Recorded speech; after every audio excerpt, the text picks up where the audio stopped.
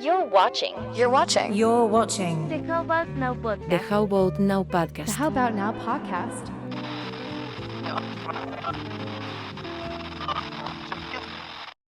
All right, ladies and gentlemen, welcome back to another episode of the How About Now podcast. I got the one and only, the infamous, the king closer, Mr. Nick Villegas. This is my dog. And a little context, we're right here at Squad Up Summit, and we went through the first, hour and a half, 2 hours, pace majority talked, and this is really just about us sharing our insights on kind of what we got out of it. And one of the things that we were talking about is our Mount Everest. That was kind of one of the things that was brought up. So, how are you doing, brother? Dude, I'm doing good. I'm happy to be here. I love seeing all the creative stuff that you've been doing. So shout out to you for bringing this whole setup here and making this possible. Thanks, brother. Yeah. Thanks.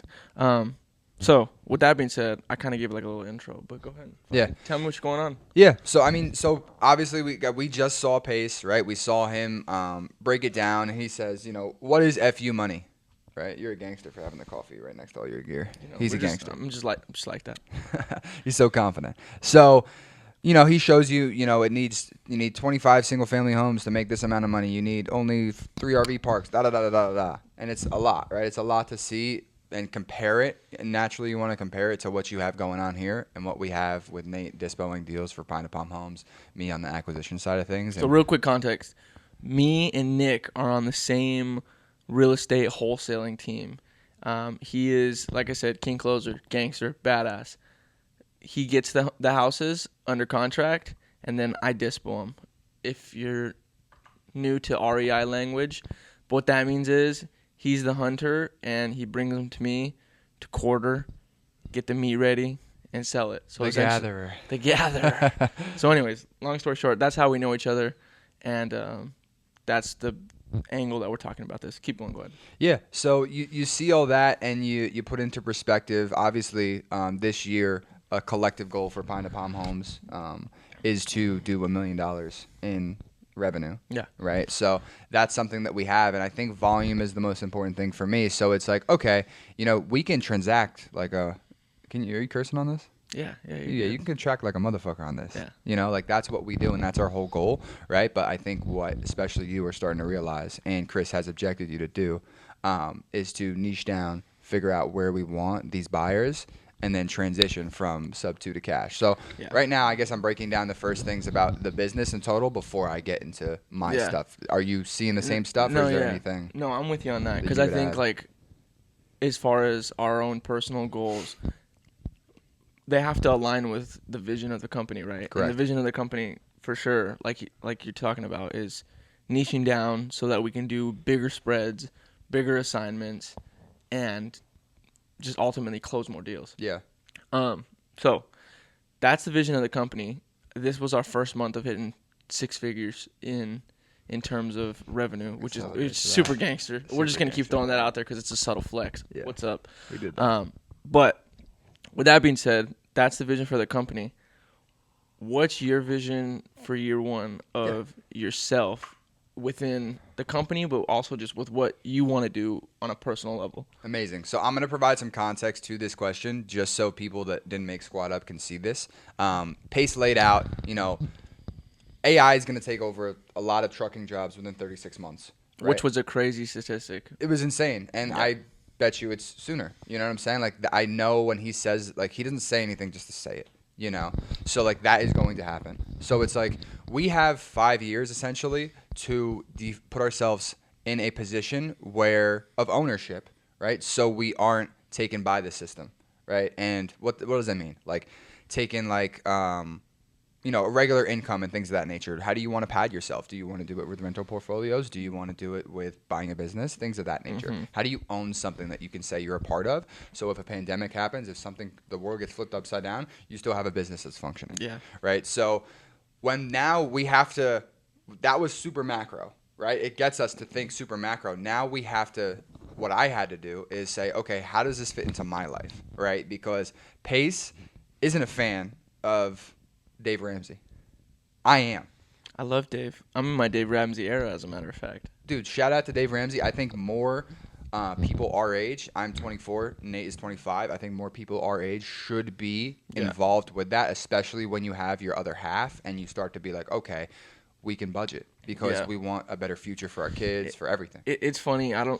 I watched this podcast with Ryan Pineda and Dave Ramsey, and Ryan Pineda started off. He's like, dude, I used to hate you. He's like, but then I had 20 flips that all went sideways, and I had to pay all this money back. He's like, and then I started really, without even knowing it, using some of your principles. Yeah.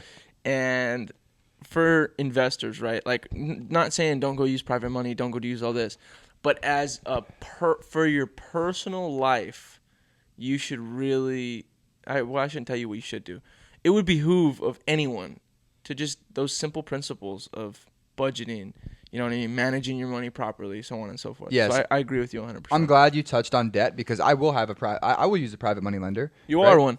I am one. I am one on two of Pace's deals, and I did my first EMD deal last month as well. Yeah. With a connection that I made from Sub2 4 years prior. EMD is earnest money deposit. It's essentially what the title company holds just in case you back out of a deal for the other person to have some sort of Security. Yeah. I love this. I love that we're talking to people that are just getting into real estate. Yeah, 100%. Yeah, I like 100%. that. So, and that's the thing, like, debt is important, and it's also important to stabilize and not have risk. Mm-hmm. I'm not going the year 2, and we'll break this down right after this. I promise, guys. I know we've been blue balling you. Nice. So it isn't just to get 12 rental properties within like 6 months, and just like cause chaos and have it be a mess, right? So the goal right now, like, I'm very focused. Caleb Hammer is actually that newer guy of Dave Ramsey. He sits people down. He does financial audits, and I love that stuff on YouTube. So with that being said, it's like I audit myself. Mm-hmm. I audit myself. I have a W-2. I serve tables, and in New York, I do that, and it generates me on like average $6,000 to like $8,000, depending on like warmer days and stuff like that. So it's like, okay, now we get to pad that with wholesale. The whole goal for this year 1, specifically wholesale, right? I want to do 2 to 3 deals every single month. And I've realized what that looks like. I've done that before. I did that in January and February. It gets tricky, right, when closings get pushed back and how to measure it and stuff like that. So you always got to have one ready in the tuck, right? So working on doing that with 2 deals that one I have to negotiate. I get to renegotiate, which is amazing, with an agent in Charlotte. And then the other one is just, well, that's a whole story in itself, right? Figuring out. Is this the Lafayette one?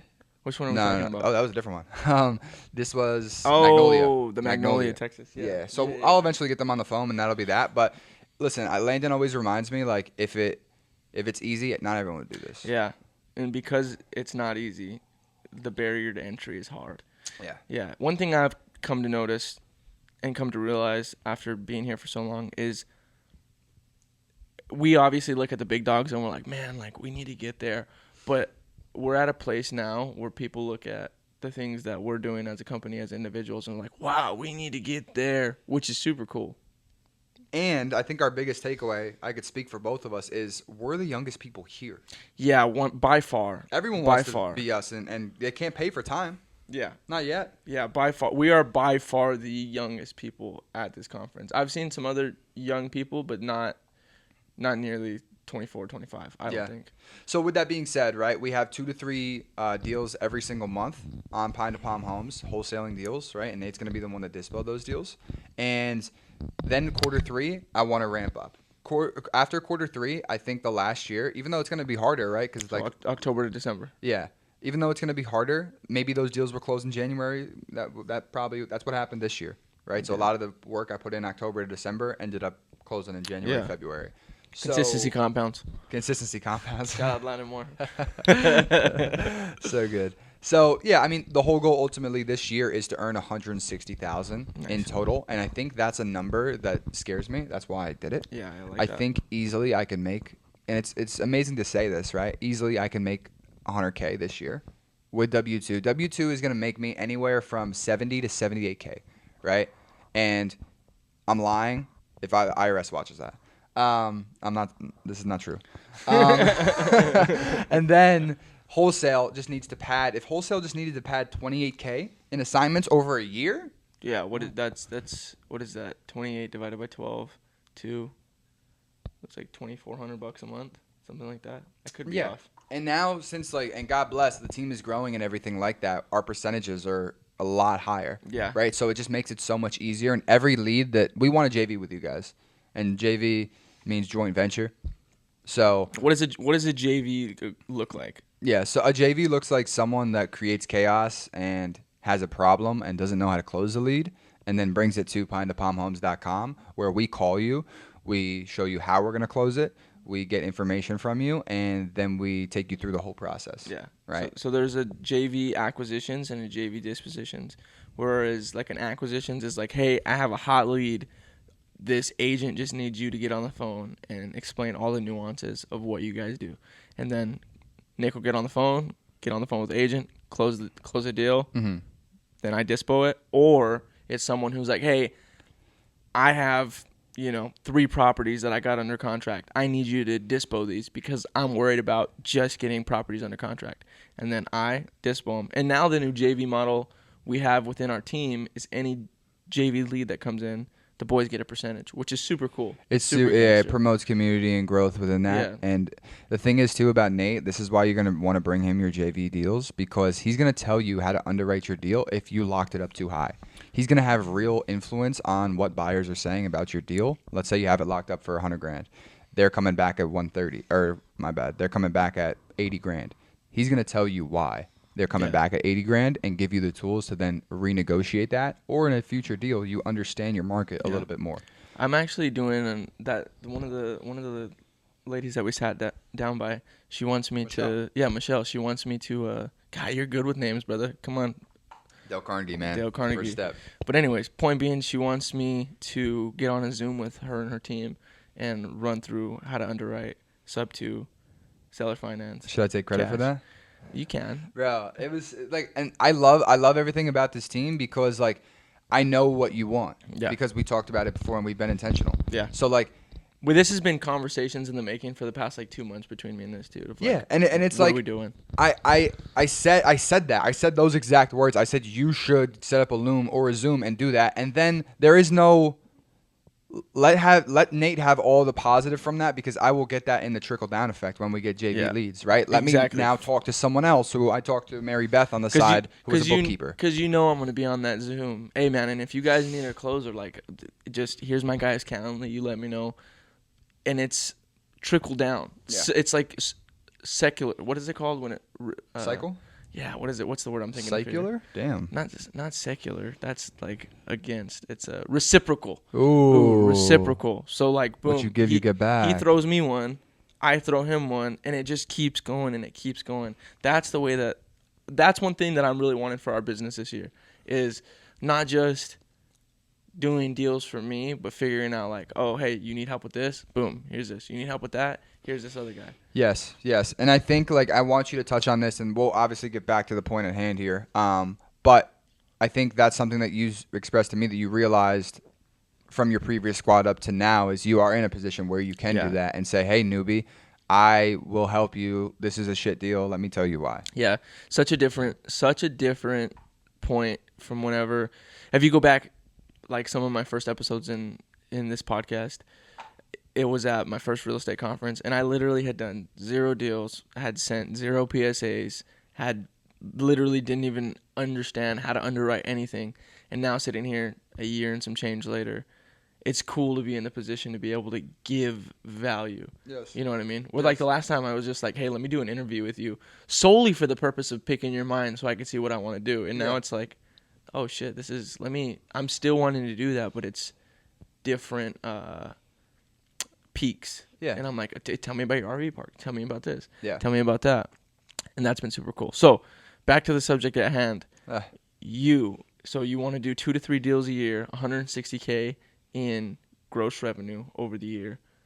And then that's your I want to net 160. You want to net 160? I want to net 160. That's nice. And the whole goal to do that is, so what would happen, right, if I make 70 and then another 85, right, on real estate? I'll have to pay taxes on that. Yeah. Right? So that comes to then figuring out one of 2 things. At the end of the year, buying a rental or partnering with someone like on a mobile home park and things like that I could park some money into, right? So it is important to figure that stuff out because, and I actually have to look into the tax year. Like that's something that I actively have to do, and I'm saving that for the gotta do back my taxes, half. dude. Yeah, you do your taxes. I got to do it when I get home. Freaking IRS always gets involved in these conversations. Yeah, pause. But yeah, no, I do agree, and that's a good point too. Because I forget who said it, but the IRS is your biggest bill. You know what I mean? I think in a standard W-2, you work January to May for the government. The rest of the time you work for yourself. You get to keep that money. Yeah, that's why I like serving. Yeah, no, it's pretty gangster. It's really gangster. Yeah, you know, it's under the table. It's like for some, not for us. Yeah, not for us. Yeah, pause. But no, that's gangster. So, is year 2 buying a property? And that's the thing, right? Does year 2 look like? Is it before that tax year? If April's a tax year, I'm on a clock. I'm on a set clock to buy a property. So then what I can do is depreciate that property on my taxes so I don't need to pay a high tax bill for wholesaling. That is the goal. Yeah. Right? So I want to, the reason I'm saving this money and not spending it, I'm investing it properly and keeping it in an emergency fund because first off, it's a high yield savings account, right? It's normal to do that. And then I want to have enough to buy a sub-2 deal in Austin, Texas. Yeah. And then I can go live with my girlfriend in Austin, Texas. Yeah. Are you, just out of curiosity here, are you the type where you want to like your girl and like you house hack or just your guys' house? So it's great because we've had that conversation too, right? And I don't want roommates. I'll say that right now. Yeah, dude. I don't want roommates. So the only position where I'll do a house hack, there's one of two things that's going to happen. I'm either going to house hack with a duplex, right? And that makes the margin for finding this property a lot less, right? It's harder to find, which is fine, right? Yeah, it just will be harder. And then the other thing were to be, if I get a single family home, it's got to be under 1,800 PITI. And then obviously I want a under 5% interest rate. You know what I'm saying? And then I want to know that when we do leave, that's going to cash flow as a long-term rental. Yeah. So one of those two things has to happen. I would really like. How much does it have to cash flow? What's your number look like cash flow? I think average 400. 400 bones. 400. I mean, it's interesting to think, right? Because if I'm buying this property with my money from my emergency fund, I don't need to pay 10% for a private money lender. Yeah. So it changes the numbers of things. Right? You know what was interesting that he said that I wrote down? Not to get off topic, but that 40% of sub-2s don't cash flow. We've been seeing it's been looking like 100, but I hear that. I honestly thought, like, bro, that's like fucking 60%. I think it's a way higher number. But anyways, so those are the two set of criteria that you're gonna need to move into that. A duplex would be gangster, dude. A little duplex would be gangster for sure. Yeah, because that one's gonna Pace talked about this, right? Like. Single family homes, all the single family homes cash flow like $300. It's not. You see, the problem that I think people run into is I think at some point in time we all read Rich Dad Poor Dad, and so it's like get 50 rentals at fucking $1,000 cash flow, and that's not the world that we live in. And yeah, if you find, oh my goodness, single family homes we're talking about. Yeah, single family in particular. Yeah. Just from the deals we run across. And these are all creative, right? Like, we're not really into traditional lending or anything like that. But point being, these are houses with, like, 3% rate. These guys, we're literally dispoing a deal in Casa Grande that's a 2.98% interest rate. And it's, like, break even. This dude's going to wrap it and probably make, $400 or $500 a month. But as a long-term rental, it's break even. And so those days are over. And that's why it was so interesting hearing him talk about, okay, co-living, multifamily, all these different things. I think it's important, too, because it's like, what are you getting into? That's why I love real estate, because you could talk so much stuff. But what are you getting into real estate for? Yeah. I look at real estate, and this is going to sound like a Landon talk track. I look like... Consistency compounds? Consistency compounds. It does. And I look at it as exactly that, actually. Like, I look at it, it's a defensive sector. It's a defensive sector to park your money. Most people think, what you did in the beginning, right? And I totally understand. Let me arbitrage. Let me make as much cash flow as I can right now which is cool. And you can do that on multifamily syndications, hotels, whatever the case, RV parks, all the glam and glitz That's like we saw. That's Jedi level though, you know. Yeah, like we're Padawans. what, dude? A single family home that you pay down in let's go 15 to 30 years, right, is important for tax depreciation. You're obviously getting that capital, 400, whatever the case is. You're getting the appreciation. That's the biggest thing, I think. The appreciation of the property when you get to refinance tax free. Yeah. It's a different level. And I think one more thing too that we don't talk about enough is our lifestyles of being an entrepreneur is we can live in that motherfucker. Yes. When we decide to. Yeah. We can bounce around from stuff because of that. That's like mine and my girl's goal, bro. Is like we want to be able to have property majority on the West Coast, Washington, Oregon, California, Different San Diego in particular. Just the places that we really love. Yeah. And like one thing that I love that Landon does is during the summers he goes back to Oregon. Yep. Right? They have property up there. He lives in his property up there. And that's one thing that we want. And then we want property in Canada as well. It's just real estate in Canada is OD, bro. Yeah, I bet. It's crazy. Bro, they have to refinance their loans every 5 years. It's like a I commercial. couldn't sell a 2% interest with 5-year balloon, bro. Yeah, that's insane. That's ridiculous. Literally insane. And anyways, I don't want to get into that too much, but that's what we want to do. Yeah. And I think that's part of that 2-year goal for me is like, we want to start getting properties in these different places. But the question becomes, like you said, it's a defensive sector. So it's not necessarily like, hey, I'm trying to make all this cash flow. It's like, no, I want these properties to park my money in, so that in 15, 20, 30 years, whatever the time comes, whenever we cash out or we do whatever we do with them. But in the meantime, hey, let's go stay in Seattle for 3 months. Yeah. Hey, let's go back to Arizona for the winter. What do you think about that? Yeah. You know what I mean? I really love real estate for that type of freedom. I think it's super gangster. Yeah. And that's the thing, right? It's good to point out, like, the rentals doesn't replace me wholesaling. It doesn't replace even my W-2, $300 a month. That doesn't replace any of that. Everyone got fucking so hard from passive income. Pause. David Goggins, stay hard. But everyone, passive income. And I think now we're starting to see, we're starting to see a revival of like active income, of being a hustler and going in out and getting it actively. Yeah. And it was a cool season, you know what I mean? But yeah. Anyways, so it's interesting, right? Because I think wholesaling, we're just in disposition. You're just earning your stripes. Yeah. And we'll just be doing bigger and better things in the future. And it's like Daniela was talking about yesterday. What'd you say? She was saying that this is what she tells her TC girls, and this was exactly what she's telling us: is that's not the main entree, right? Wholesaling is the mac and cheese. It's a side. Yeah. Right? And so like your main entree, and this is where we'll talk about your summit, like for me, one thing that I really want to do and that we've talked about is I want to develop hangars at smaller municipal airports, right? The wait list on hangars for most airports are insane. The demand is crazy. Yeah. But the barrier to entry is hard because you have to deal with all the FAA regulations and all this different stuff, right? Yeah. That's where I'm looking at of like, okay, this is how I really think I'm going to make like fuck you money in life, right? Like that's where I want to push. What was the number for you again? That was $1 million a month, a year, you said? I would like to, bro, I would like to make $1 million a year. Now, if I really think about that, right, what does fuck you money look like? I think, to be honest with you, that's like 20 grand. Like if I made 20 grand a month, buddy, that's like really good money. That's solid money. 240 a year. But the goal, 240K a year. The goal is for sure 88,000 a month. Yeah. Now that's, down the line, but 20 grand a month, that's nice, bro. That's really nice. Yeah. What's that?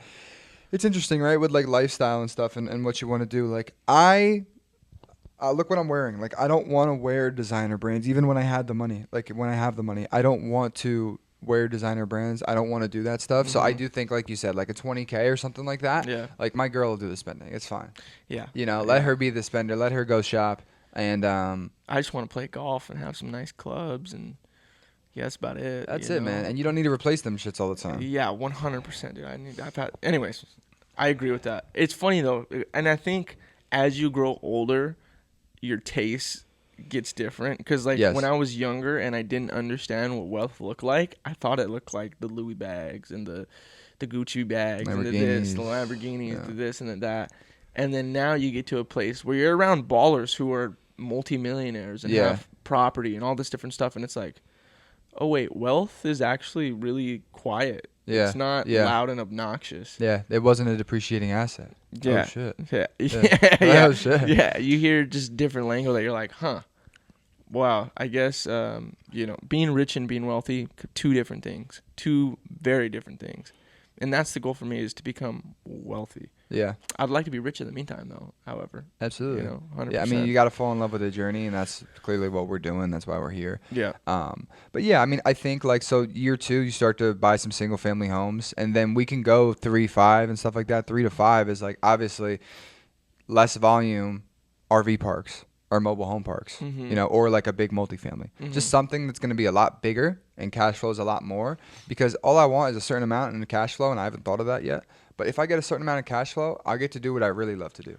Like, bro, I want to be on the internet. I want to clone myself on the internet. Yes. I'm going to create a community on the internet Yes. of people that wanted to do what we're doing right now, and they don't know how to do it, and they're 100%. lost. That's going to be where majority of leads and things like that come into play. Like I look up to people like Alex Hormozy. Yeah. Because like I like listening to him, because it inspires so many other business owners to have that community, be on social media, and clone yourself. Agreed. I agree with that 110%, dude. And that's why, like it's not something that I'm actively doing. I haven't even done one yet. But, like, on my Blink card, I have one-on-one coaching session. Because, bro, I You're doing it right now, dude. Yeah, fair enough. But I get down with really seeing what someone wants to do and speaking into that. Yeah. Because I think you're very much in the same of a visionary, where it's like, oh, my God, I can see this for you. And sometimes people can't even see it for themselves. You know what I mean? Yeah. And I love speaking into that space of people. And, like, some of the JV partners we work with, like, I just pump them up. You know what I mean? Like, one of the partners, this was around Christmas time. He's like, hey, man, I just called you because I got this deal. And, like, I'm That's super so pumped hype. up. Yeah. I wanted to hear from you. You know what I mean? You always pump me up. And I got off the phone. And my girl's like, that's cool. Like, that guy called you because he knew the spirit that you would bring to him. Yeah. Which is super cool. And I love that. And that's one thing. I definitely want to have community, but I want to have like a community of people who are fucking after it. Yeah. You know what I mean? Like you say, clones. You know what I mean? People who are people who inspire me. Yeah. You know what I mean? Yeah. Break down your Mount Everest, because you jumped in year 2, but like talk about, I want to hear your year 1 and what you want to do. I think year 1 for me, bro, was really, so at the beginning of this year context, I started Dispositions, which, like we said, I'm selling the deals that the boys bring. And he was doing acquisitions. I was doing acquisitions. So what that looks like is now we have 9 deals in escrow, finding buyers for 4 of them, right? 1 just closed yesterday. Point being, I want to refine that to a point where I'm closing 6 to 10 deals a month for the boys, right? And then on top of that, we have Justin Tumanowski's team that we do JV for. Kyle's been sending me deals, right? Shout out to Kyle. Yeah, Kyle Cargus, straight gangster. But I want to have 4 teams that just consistently send deals to me to Dispo, right? Like that's year 1, is have 4 JV partners that consistently send me deal flow every month, and then I want to close 6 to 10 deals between them and our team, conservatively. Yeah, 6 to 10. I like that number. Yeah, I think it's scary enough. 10 is like, fuck, that's a lot of work. But, and then second, by the end of the year, I want to have someone that works under me, man. I want to have someone that. What are they doing? Majority doing the initial outreach, right? Getting the interest. I think as part of Dispo, that's one part, and it was in acquisitions too, like the cold calling and the reaching out and that. A good deal sells itself, but the deals that are hard, you have to get super niche, especially in like investor lift, and you have to it's a list, and you just call. You call, and some of them don't answer. What did you think about like that lease option? Remember when he was talking about that lease option stuff and like how to find like other buyers and stuff? Did that intrigue you at all to be like, oh, if there's a way to find and tap into these buyers, remember he was saying like there should be like an MLS investor thing. Did that change anything for you? Did that spark anything for you? It did, but it puts you. I think it puts you at a different. You're different than a wholesaler at that point. You know what I'm saying? Because like and tell me what you think about this. But like with wholesaler, you just assign the contract. But when you're doing something like that, you're actually owning the property, right? You're doing a lease option, and that's more big boy stuff, which is like year 2. You know what I mean? Like so. I have a VA loan, which I want to use, and I've been thinking about the best way to do it, right? But with market rates and stuff, I'm like, why would I do that? Yeah. So what I think I'm going to do year 2 is, first and foremost, I'm going to do a traditional assumption over someone's VA loan. Yeah. I think that's super feasible. Yeah. Super feasible. Of a what interest loan? I would like to do sub 5. Yeah. Like sub 5, I think. Easily doable. Pretty easy. Yeah. And I don't want to be over like 2,200 PITI. Yeah. I think that's kind of crazy. Anyways, point being, I want to do that, and then at the end of the year, I want to buy one completely sub 2. Just to have, not just to, but at the end of year 2, you're saying, or year 1?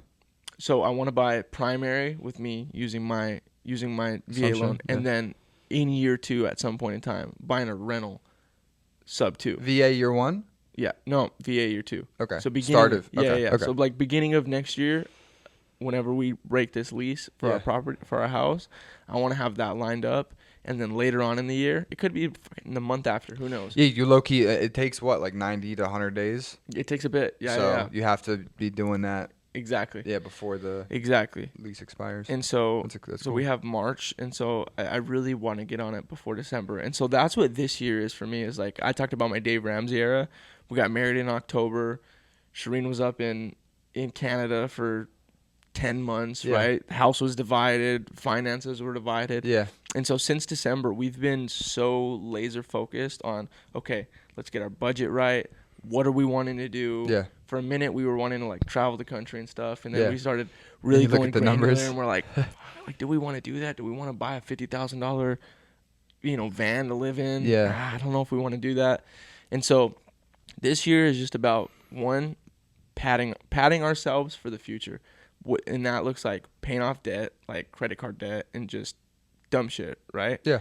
And getting a nice cushion of cash to be able to do those little EMD lands or those little things, right? To say I want to be like a transactional lender, not really. But if I had 2 people that I consistently lended EMD to, that's all I need. You know what I mean? Yeah. That's all I need. I don't need a huge business, but a couple people who make me, $2 to $6 grand every month just off lending, I would do that, and that would be gangster. Just something slight. You know what I mean? Yeah.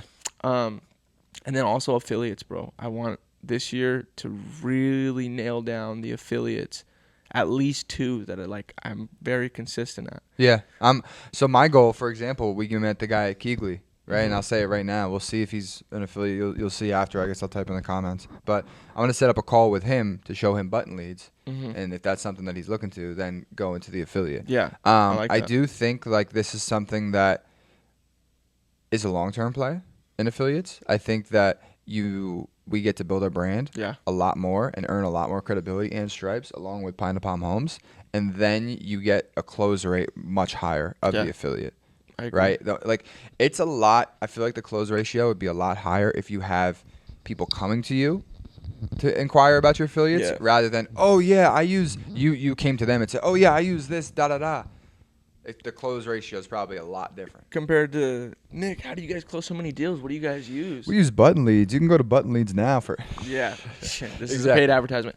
No, It'll be in the description, too. Yeah, 100%. By the way, legit, not trying to sell you, but button leads is legit the shit. It's so gangster. Yeah. Shout out to Gage. But where's our lanyards, bro? Yeah. Come on now. Anyways, point being, that's what year 1 looks like, bro. Year 1 looks like laying the foundation for year 2. So year 1 looks like I forgot the first one, but the second one was getting out of debt and then creating an emergency fund so then you can utilize that money to make some money. An investment, not even an emergency fund, but an investment fund. Yeah. Yeah. Like, and 6 to 10 deals. Yeah. Yeah, that's Yes. one too. 6 to Yes, 10 deals. Yes. Get out all the dumb debt, and then I was just thinking about that video that you showed me. I'm not gonna say the name, but that was just cracking me up. You know what I'm talking about?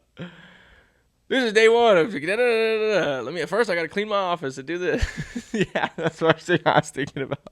Anyways, yeah, and then just create that cushion to make those calculated risks, right? I think the more risk adverse you can be is because you feel like you have safety on the back end. Exactly. Yeah, and so that's that. And then year two properties, one for myself and my lady. And then is she gonna underwrite it and like she's gonna have full control of like picking which one she wants? Dude, yeah, she's You're gonna be like, baby, the PITI I is mean, PITI is 2300. crazy. But with the VA loan, right? You have to live in it. You have to live in it for a year. Like an FHA, essentially? Yeah, before you can rent it out. Okay. And is that true with assumptions? Yeah. Okay. Yeah. Cool. Works the same. Cool. So that's one thing is like, okay, we'll live in it for at least a year. And then much like you, I want to make sure that it cash flows so that at least like $100, $200 cash flow. Stabilize it. Yeah. I think what's more important than that is that you have a good tenant.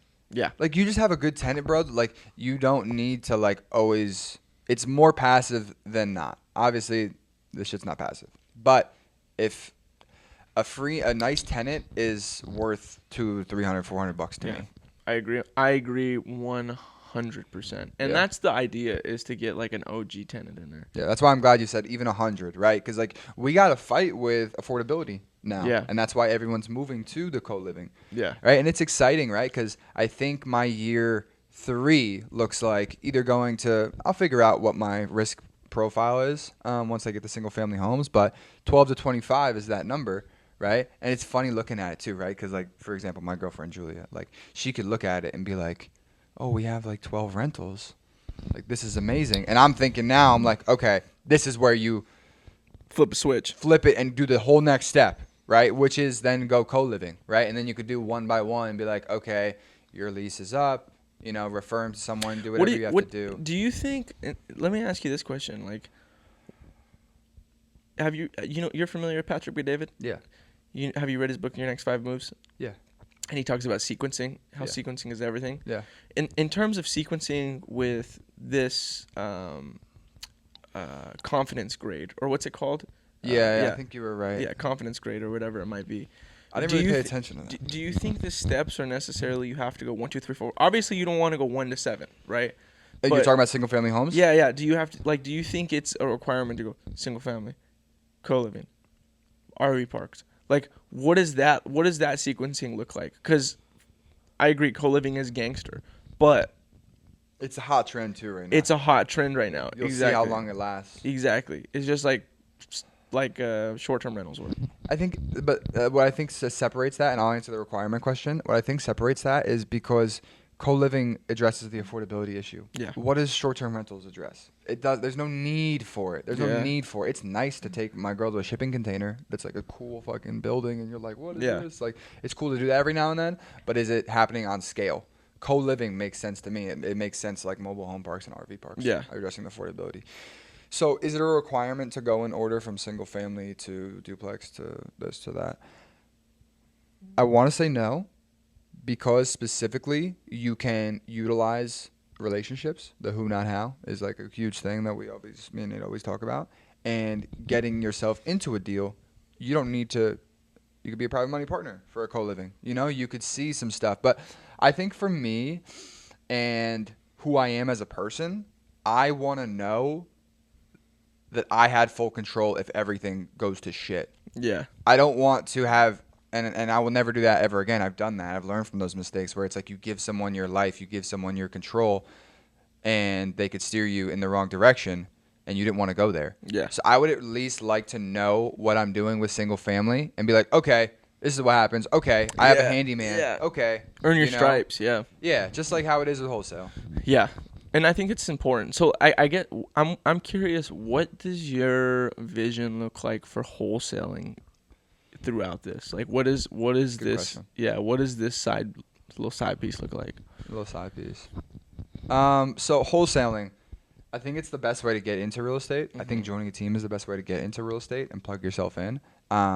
So I was in real estate. I was on a different wholesaling team for like a year and some change, and I closed like I want to say like 7 to 10 deals.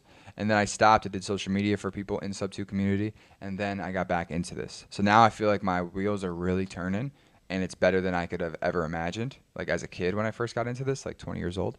So what it looks like, and Landon has this talk track, right? And it's a real one, right? Like obviously when I say talk track, I'm not like joking or anything like that. I know consistency compounds. We make jokes about that stuff, but this is all like real stuff. Yeah. Is there will be some people under me. There will be some people under me. I'm sure even these guys, we don't know, but we know it's going up, right? Like we do know. We know what they want to do and stuff like that. Is like, who knows? We can be like, it could be like Keegley, and we could have our own section. Like you could own your own business in dispositions. I could own my own business in acquisitions, and it all funnels through Pine to Palm Homes. Yeah. You know, like I think, like you said, to have people under us, because we're not just going to exit without having the next thing ready. Yeah. Just like single family to co-living, same stuff. Yeah. I agree. That's the point that I want to get to with this is like, and this is, down the line, but to put myself in such a position that I have people under me so that this isn't the primary. Exactly like Chris and Landon are doing, but do it within their company. You know what I mean? Like they're training us so that they can go and close on these self-storage facilities and car washes and all this shit, right? And I think that's the point where I want to get to is like eventually train the next Nate, take a step back, you know what I mean? And fight bigger fires. Yeah, and fight bigger fires. Exactly. Because you have the skill set to then say, hey, little Nate, this is what you do when this happens, because this is what I did. Exactly. And then just consistently get further and further away from it. But here's the thing is like, I think I'll always look at a house and be like, hey, you probably make about 30,000 from that motherfucker right there. I love it. You know what I mean? Like I love wholesaling, yeah. But to say that, you know what I mean? I want to do dispo for the next 10 years. No. It's a not good, in this seat. This seat for this season, so down for it, so gangster. Absolutely. But definitely as the years pass, I want to, And that's why we get to give Pine to Palm Homes like their flowers, right? Because Chris and Landon they go out of their way to put us in uncomfortable situations that test our limits, and we're always growing and we're learning new things. Yeah, it's so gangster. I love our team, dude. Yeah. Our team's so gangster. That's one thing I've learned. We keep saying it throughout this thing is how awesome our team is. Yeah. Like everyone wishes they have what we have. Yeah. And I love that, bro. The wheels is spinning. Yeah. Everyone on the team resonates with each other. We can all have a conversation with each other, no matter where we're sitting at the dinner table. Yeah. Drinking margaritas. Come on now. Yeah, we don't do those old fashions. That's crazy. Yeah, no old fashions. Yeah, no sir. So, end in mind, what does the end look like? Like, what is this? I know we're not there yet necessarily in the conference, but like, I'm sure your wheels are already turned on that. What does that look like? Year 5, like Nick is doing this. It's tricky, right? Because before sub 2, I always wanted to be a public figure. I always wanted to be a YouTuber before it was very popular, for Mr. Beast and all this stuff, and like it got so saturated, be a live streamer, things of that nature, right? I think the main reason I was craving community, I wanted just a chat to just be going, like a chat box, a live chat to just be going, and I think just being a leader in what I am doing, it's going to be entrepreneurship, 100%. It's going to be my hobbies, what I like doing, and that community coaching, like, plays on that. Yeah. You know what I'm saying? Like, it would be to scale out of my businesses, which would to be, like, those rental portfolios and managing, like, RV parks and things of that nature. You start to scale back on the wholesale aspect of it. What do you think about, like, we talked about, certain public figures that have coaching programs that aren't really coaching programs. What's your idea in terms for you of like I would love to have something like that, but not in the sense of how some people do to take advantage of people of like, absolutely. You know what I mean? Like, how do you find a way to really help people? Like I like Pace, for example, creating sub 2 and you know what I mean? Just the abilities that everyone has because of his generosity. How do you see that playing into your life? You give more value than what the product's worth. You give more value than what the product's worth. Mm-hmm. Like, if you're paying $5,000 for a mentorship, I'm giving you $100,000. Yeah. Like, you have to do that. And if you ever add on, which I'm sure you will add on to your coaching stuff, like, it's free. There's no add-ons. There's no, you leave the community, you have to re-sign up every year. You know what I'm saying? Because then you look at it like a number. That's not community. That's not community. I agree 110%. Yeah. I agree 110%. And I guess it's just finding too, like, I don't know. I don't necessarily. Here's my thing too: is like end of the road too. I don't want to be just the real estate guy. Yeah. You know what I mean? Like I see, also public figure, also real estate entrepreneur. You know what I mean? Like a fucking boss. Yeah, I think, and that's why, like, I don't have it fully sketched out when it comes to social media, is like the vanity part that Landon speaks about. Yeah. Right? Is like, why did I want to become a public figure at 18? Because I wanted a check mark on Twitter. So I want a check mark on that. Like, is it vanity? And then how do you change the perspective of why you want to be a public figure? That's what I've been dealing with. Yeah. What's that answer for you? Like, and it's cool if it's still vanity, you know what I mean? But like, what does that look like? Because very much so the same. Like, I think a large part of the reason why I wanted to do music for so long is for the vanity. And then I really fell in love with the music, and I realized that the vanity that you get from music is not the type of vanity that I want. It actually distracts you, right? Like, Yeah. the dopamine, like, it changes your whole levels and stuff. Yeah. So it's important where it's like, I think to not focus on it. I think to not, you can look at it from a metric of like, oh, is this doing good here?